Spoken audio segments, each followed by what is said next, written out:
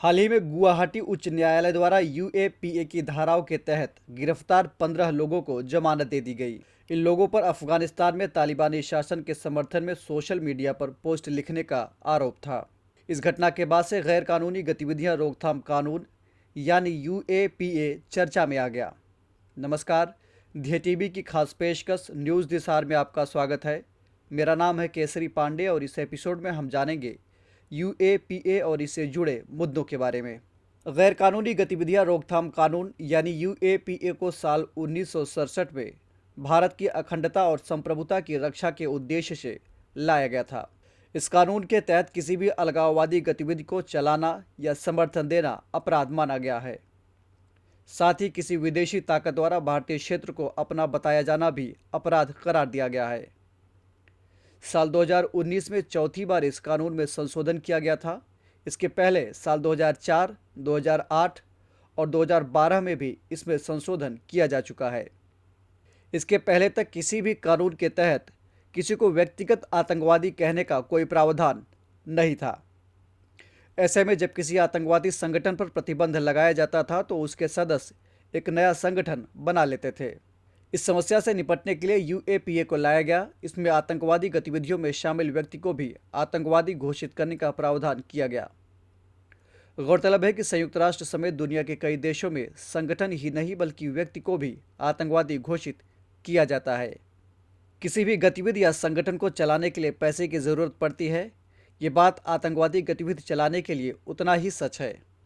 ऐसे में आतंकवाद के लिए धन मुहैया कराने वाले या इसके जरिए कमाई करने वाले को भी आतंकी कहना गलत नहीं होगा। साल 2019 के संशोधन में इस चुनौती से भी निपटने की व्यवस्था की गई।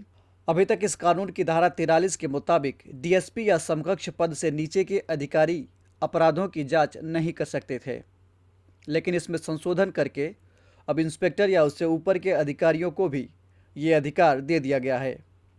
साथ ही इस एक्ट की दूसरी अनुसूची में परमाणु आतंकवाद कन्वेंशन को भी शामिल कर लिया गया है। आपको बता दें कि इस एक्ट के तहत पहले से ही 9 संधियों को शुमार किया गया है।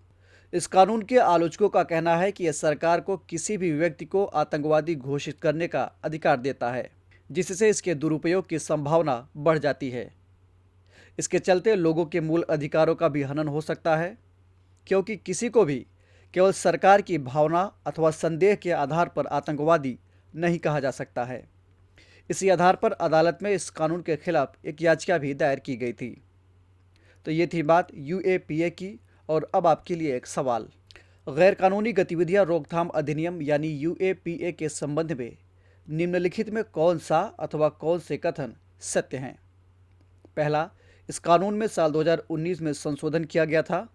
दूसरा, इस कानून की धारा 15 में भारत की एकता, अखंडता, सुरक्षा एवं संप्रभुता को संकट में डालने के इरादे से आतंक फैलाने या आतंक फैलाने की संभावना के इरादे से किया गया कार्य आतंकवादी कृत्य माना गया है।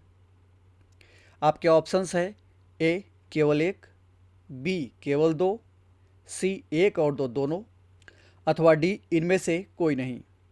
आप अपने उत्तर हमें कमेंट बॉक्स में दे सकते हैं। अगर ये कार्यक्रम आपको पसंद आया हो तो चैनल को लाइक, सब्सक्राइब अथवा शेयर करना ना भूलें। इस एपिसोड में इतना ही। हम फिर मिलेंगे एक नए कार्यक्रम के साथ। तब तक के लिए इजाज़त दीजिए। नमस्कार।